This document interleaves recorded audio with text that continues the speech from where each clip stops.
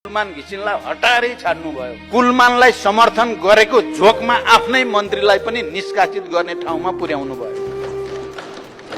बिजुलीको अरबौं बक्यौता नतिर्नेहरूलाई खुसी पार्नुभयो, तर त्यहीँनिर अघिल्लो सरकारले 5 लाख भूमिहीन सुकुम्बासीहरूलाई जग्गाको समिति दिने चिन्ता तपाईहरुमा पलाएन। यी कार्यक्रमहरुमा कैंची चलाएर कसलाई फाइदा पुर्याउन खोज्दै हुनुहुन्छ? को बन्छ सुखी अनि कसको हुन्छ समृद्धि? स्वार्थ समूह र दलाल पुँजीपतिहरूको सेवामा तल्लीन सरकारका लागि दलित त को हुन् र? हिजो पनि पिँधमा मिल्काइएकै हो, आज पनि त्यही गर्न खोज्दै हुनुहुन्छ। प्रधानमन्त्रीजीले बारम्बार सुखी नेपाली समृद्ध नेपालको नारा भनिराख्नुहुन्छ। म सोध्न चाहन्छु प्रधानमन्त्रीज्यू, सरकारको नीति तथा कार्यक्रमबाट नै दलितलाई बहिष्कार गरेर कुन नेपालीलाई खुसी बनाउन खोज्नु भएको हो?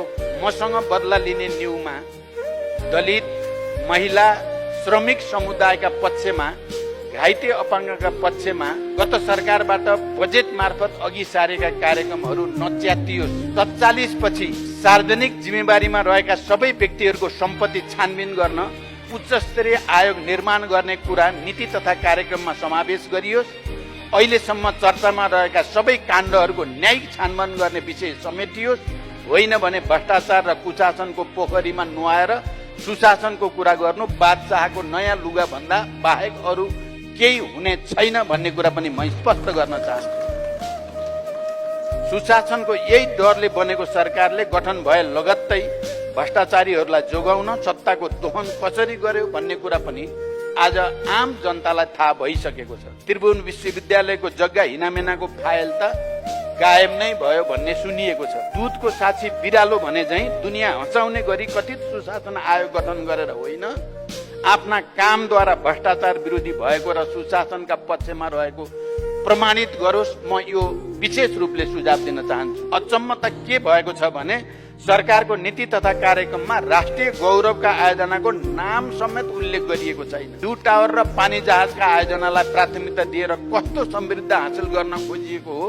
म सरकारसँग प्रश्न गर्न चाहन्छु। नयाँ कार्ययोजना ल्याउन केले रोकेको हो? 2/3 को सरकारलाई मैले बुझ्न सकेको छैन।